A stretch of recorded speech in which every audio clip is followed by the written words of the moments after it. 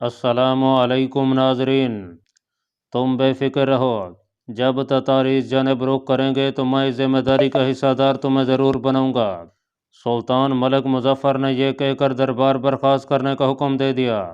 वो बेस को मज़ीद तूल नहीं देना चाहता था, क्योंकि उसने दरबार में मौजूद उमरा के तबके में उनके चेहरों पर नापसंदीदगी के तासुरात पढ़ लिए थे। ये हकीकत थी कि उमरा का एक तबका सुल्तान मलिक मुजफ़्फ़र की इस दोहरी रवश से सख्त मायूस हुआ था। इन उमरा में ज़्यादातर ममलूक उमरा शामिल थे, चूँकि इन लोगों की तरबियत शुरू से ही अस्करी अंदाज पर की गई थी, इसलिए इनकी निगाह में दुश्मन को खामखा नुकसान पहुँचाने का मौका देना सरासर हमाकत के मुतरादिफ था। ममलूक उमरा के अलावा मिस्री उमरा भी अपने सुल्तान की इस मसलियत पर नाखुश थे। उनमें खसूसन वो लोग शामिल थे जो माजी में यूबी सुल्तानों के शाना बशाना सलेबी जंगों से नबरद मारे चुके थे। बेबरस को सुल्तान मलिक मुजफ़्फ़र के रवैये से सख्त मायूसी हुई। वो जो कुछ सोच कर वापस कहरा लौटा था, सब कुछ उसके बरक्स हो रहा था। उसके पास सतारियों से मुकाबला करने का जज्बा बेतहाशा था, मगर अस्करी कुव्वत सुल्तान मलिक मुजफ़्फ़र के पास महकूम थी। उसके हर हुक्म की पैरवी करना उसकी मजबूरी बन चुका था। अमीर फारिसुद्दीन अख्तरी ने बेबरस को दरबार से निकलने के बाद समझाने की कोशिश की, मगर बेबरस नाकामी के गम में इस कदर न ढाल था कि वो उसकी बात सुने बगैर वहाँ से रुखसत हो गया। वो किसी ऐसी जगह जाना चाहता था जहाँ उसे दो पल सुकून के नसीब हो जाते। बलाद शर्किया के सुल्तान मलिक उन नासिर और बलाद मिस्र के सुल्तान मलिक मुजफ़्फ़र में उसे कोई फ़र्क नहीं दिखाई दिया था। दोनों की सोच गलत और नापुख्ता थी।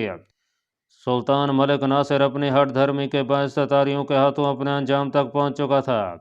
सुल्तान मलिक मुजफ़्फ़र की बदस्तूर खामोशी से ततारियों को तक़वियत हासिल हुई। वो बलाद फ़लस्तीन पर गरत गरी में साबका हदें भी पार कर गए। बलाद फ़लस्तीन में किसी बड़े मद्दे मुकाबले को ना पाकर वो अब बलाद मिस्र की जानब देखने लगे, जो छोटे से रेगिस्तान के दूसरी जानब बड़ा खुशहाल और सरसब्ज खिता था। तिजारत की गर्ज से इस जानब आने वाले ततारी ताजरों ने हलाकू खान के सामने इस सरजमीन की तारीफ़ और तसीब में से कलाबे मिले कि वो भी संजीदगी से इस जानब पेशकदमी के बारे में सोचने लगा। नाजरीन, फ़नाजो खान को उस बेकार टुकड़े के पीछे यूं भागता देखकर मतीउद्दीन परेशान हो गया। वो उसकी अचानक हरकत को कोई नाम नहीं दे पाया। उसने बुलंद आवाज़ में उसे अपनी जानब मुतवज्जे करना चाहा, मगर वो पागलों की तरह गिरता पड़ता भाग रहा था। कपड़े का टुकड़ा हवा की तेज़ी के बायस उसके आगे आगे उड़ता रहा। फिर देखते ही देखते फ़नाजो खान उसकी निगाहों से ओझल हो गया। हवा में तेज़ी के साथ साथ बर्फबारी का सिलसिला भी शुरू हो चुका था। मतीउद्दीन ने लम्हा भर में फैसला कर लिया कि उसे वहाँ रुकने की बजाय उसके ताक़ुब में जाना चाहिए। उसने अपने घोड़े को हरकत दी और दूसरे दोनों घोड़ों की बागें पकड़ लीं। वो फ़नाजो खान के ताक़ुब में रवाना हो गया। कपड़े के उस टुकड़े ने फ़नाजो खान की काफ़ी दौड़ लगवा दी थी। कुछ दूर जाने के बाद मतीउद्दीन को फ़नाजो खान ज़मीन पर ऊँधा पड़ा दिखाई दिया। उसने तेज़ी से घोड़ों को उसकी जानब बढ़ाया। फ़नाजो खान के करीब पहुँचते ही वो छलांग लगाकर घोड़े से नीचे उतरा। तीनों घोड़ों की बागें खींचते हुए वो फ़नाजो खान के पहलू में बैठ गया। हवा की तेज़ी और बर्फबारी के बायस घोड़े बुरी तरह हिनहिना रहे थे। अगर मतीउद्दीन से ज़रा भी चूक हो जाती तो घोड़े मुँह उठाए किसी भी तरफ भाग सकते थे। मतीउद्दीन ने फ़नाजो खान का कंधा हिलाकर उसे उठाने की कोशिश की।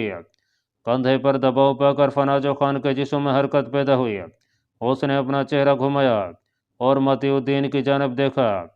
फ़नाजो खान का चेहरा सफ़ेद दिखाई दे रहा था। दौड़ने के बायस उसकी सांस फूल चुकी थी। उसने बमुश्किल हाथ उठाकर अपनी खरिया से आगाह किया, जब तुम्हें मालूम है कि तुम्हारा भारी भरकम जिस्म तुम्हें यूं दौड़ने की इजाज़त नहीं देता, तो क्या पड़ी थी कि इस कपड़े के पीछे भागने की? मतीउद्दीन ने आंखें निकाल कर पूछा। ठहरो, ज़रा सांस संभलने दो, अभी बताता हूँ। फ़नाजो खान ने तेज़ तेज़ सांस लेते हुए कहा। वैसे मुझे मालूम नहीं था कि तुम बर्फ़ पर भागने में भी खासे माहिर हो, मतीउद्दीन ने कहा। फ़नाजो खान उसकी बात पर मुस्कराने लगा। चंद लम्हों के तवक्कुफ़ के बाद वह उठा और कपड़ों से बर्फ़ झाड़ने लगा। बर्फबारी बढ़ रही है, हमें जल्दी किसी महफूज मकाम पर पहुंचना चाहिए। मतीउद्दीन ने मौसम की खराबी को भांपते हुए कहा।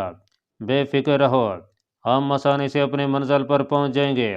ये बर्फबारी ज़्यादा देर तक जारी नहीं रहेगी। अलबत्ता इसके खात्मे पर ही असल परेशानी का आगाज़ होगा। फैनाजो खान ने तसल्ली देते हुए कहा। कैसी परेशानी? मतीउद्दीन उसकी बात पर चौंक पड़ा। सर्द हवा की परेशानी। बर्फबारी के बाद हमेशा ऐसी सर्द हवाएं उड़ती हैं कि आदमी उनमें ठुठर कर ही जान गंवा बैठता है।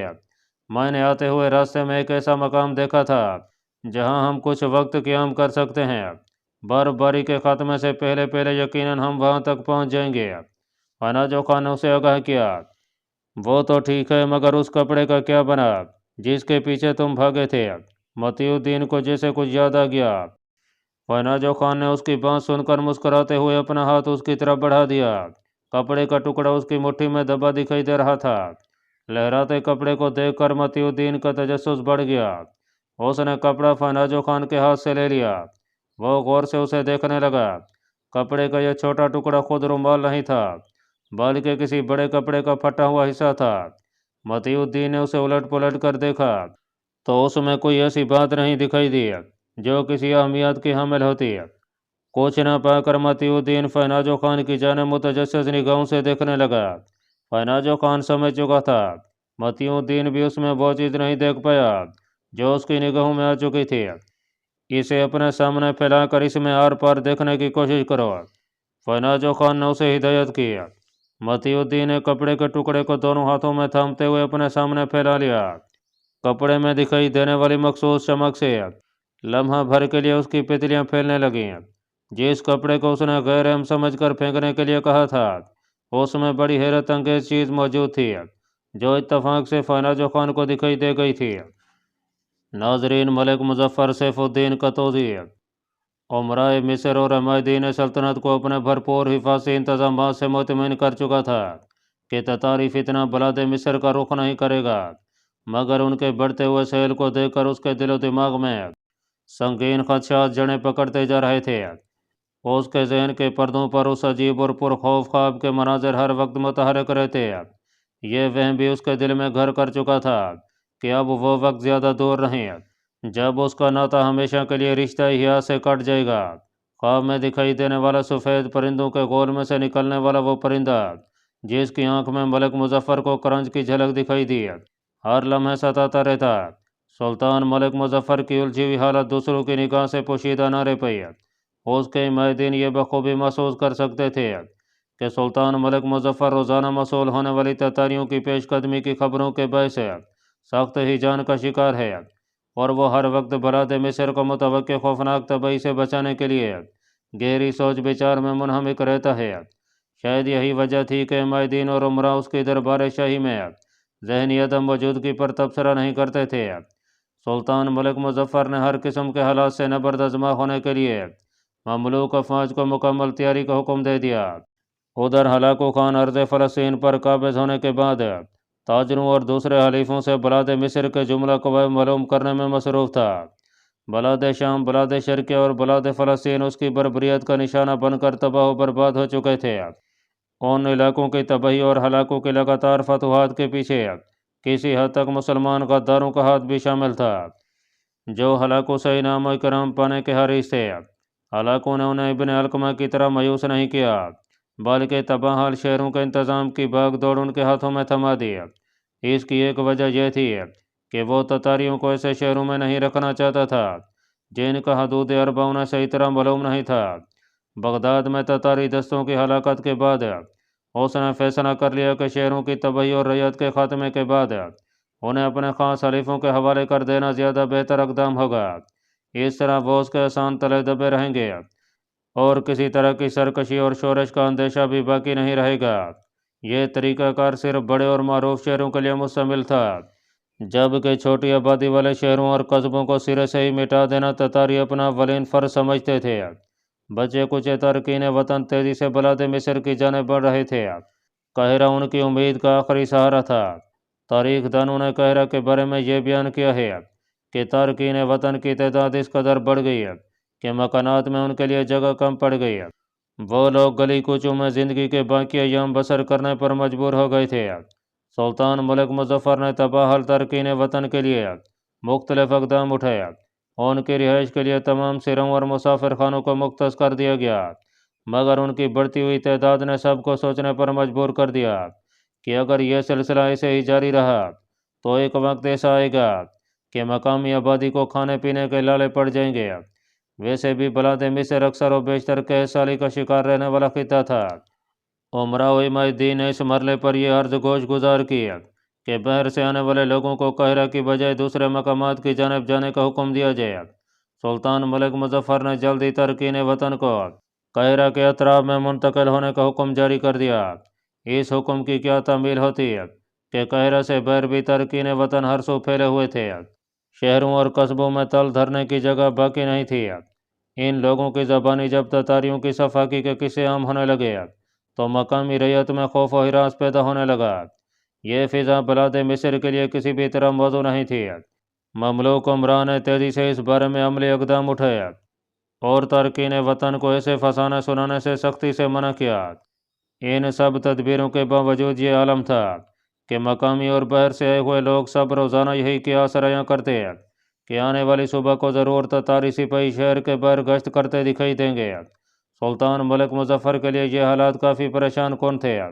वो एक जानब अपनी ज़हनी हालत से नबरदज़मा था तो दूसरी तरफ उसे कहरा में पैदा होने वाली पेचीदगियों का सामना था। उसे हरदम यह धड़का लगा रहता कि तरकीन वतन के भेस में कहीं ततारी ही कहरा में दाखिल न हो जाए।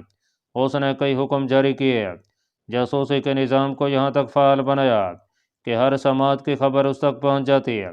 तवील अरसे के बाद ये पहला मौका था कि उमराए मिस्र और ममलूक इमादुद्दीन दोनों ही पूरे खलूस और दयानतदारी से सुल्तान मलिक मुजफ्फर का मुकम्मल साथ दे रहे थे। नाजरीन, बरकई खान अपने जरी खेल दस्तों की तैयारी मुकम्मल होने की इतला पाकर शाही महल से निकलकर अस्करी छावनी की जानिब बढ़ाया। बरकई खान के पास हलाको खान की क़यामत खेजी की खबरें मुसलसल पहुँच रही थीं। हलाको खान दीन नसरानियत की खिदमत के नशे में दीवाना हो चुका था।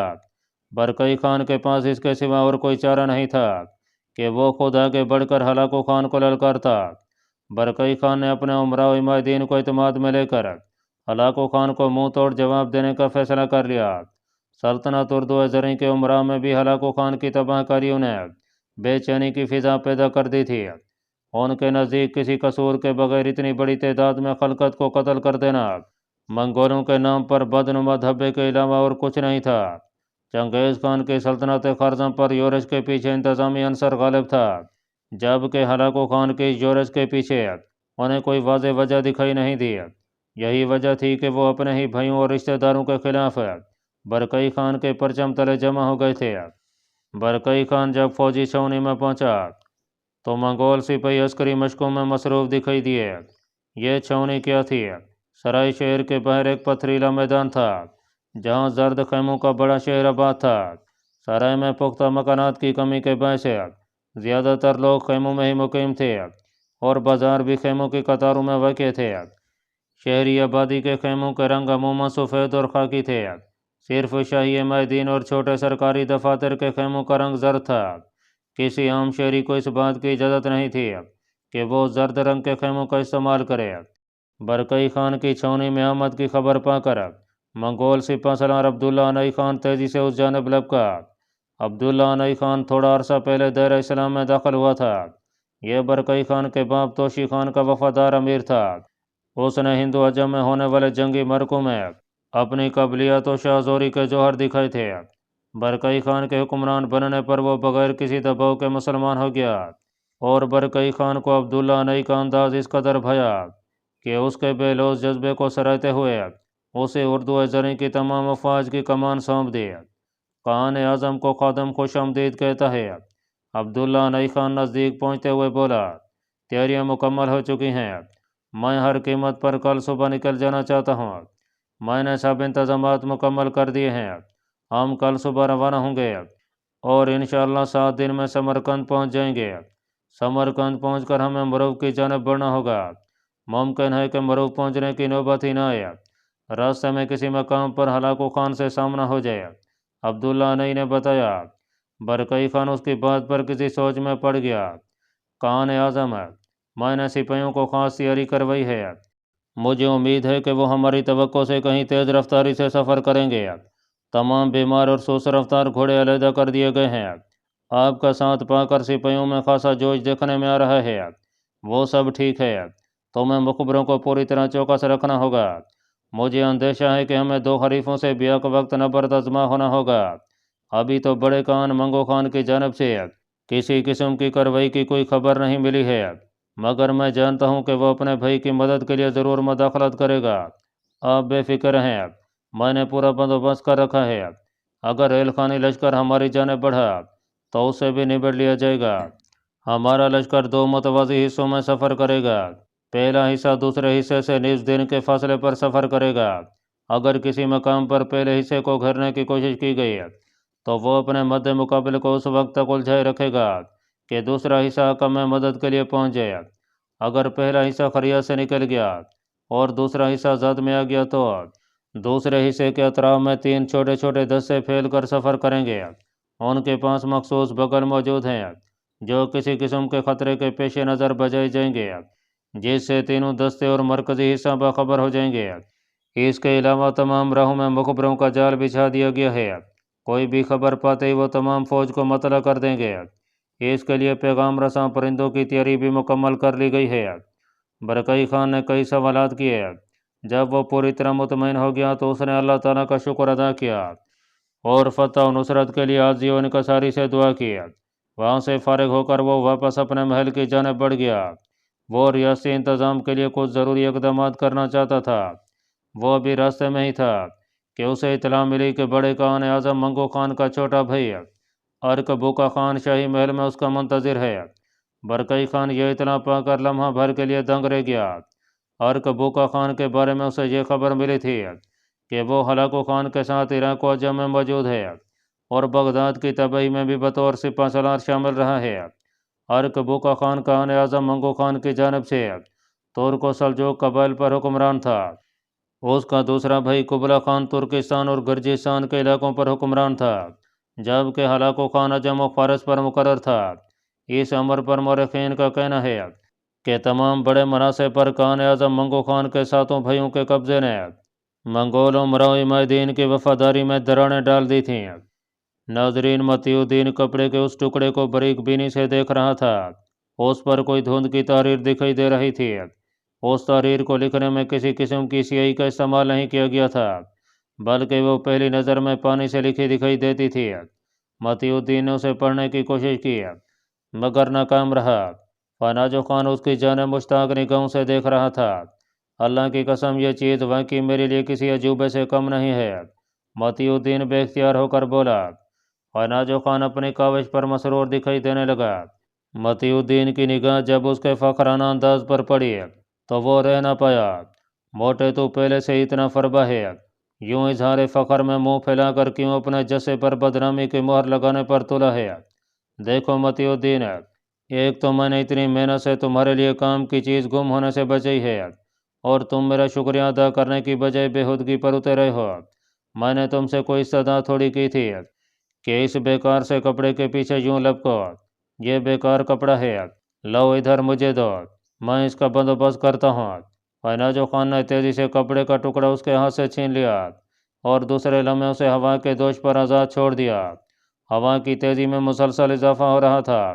کپڑا فناجو خان کے ہاتھوں سے آزاد ہوتے ہی ایک بار پھر تیزی سے ان سے دور ہوتا چلا گیا۔ متی الدین اس کی غیر متورع جسارت پر جھنجلا کر رہ گیا۔ ہوا کی خنکی اگلے چند گھنٹوں میں ناقابل برداشت ہو جائے گی۔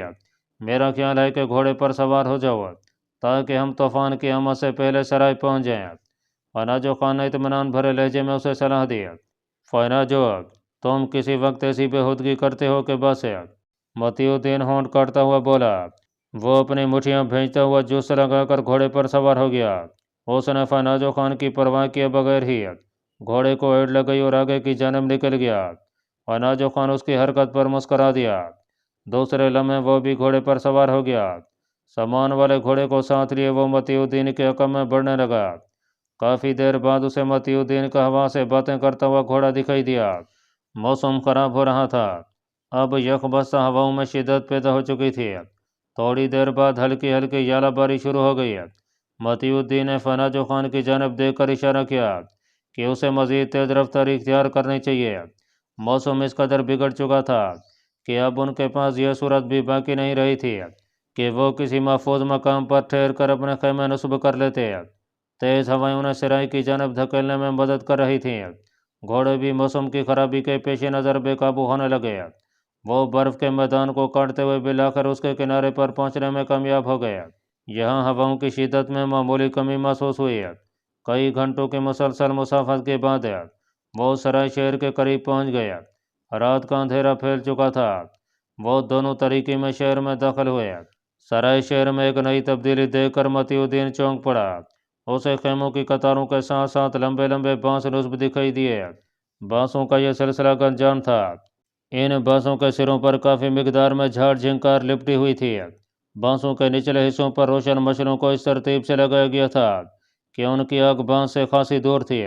तूफानी मौसम में मशल की आग का मुसलसल रोशन रहना मतीउद्दीन के लिए कोई ख़ास बात नहीं थी, क्योंकि इसमें कुछ ऐसे अंसर शामिल किए जाते थे जो हवा की शिद्दत में मज़ीद फैल कर आग को बरकरार रखते थे। लेकिन बांसों का यह अजीब सा सिलसिला उसको हैरान किए दे रहा था। फनाजो खान ने खेमों पर चढ़ती सी निगाह डाली। कुछ लोग उसे मुतहरक दिखाई दिए, जबकि अक्सरियत खेमों में दबकी बैठी थी। खेमों के आखिर में कुछ पक्के मकानात थे, जिनमें एक घर मतीउद्दीन का था। फनाजो खान ने कुछ देर गुजरने पर मतीउद्दीन की जानब देखा, जो जामद व साकत खड़ा दिखाई दिया।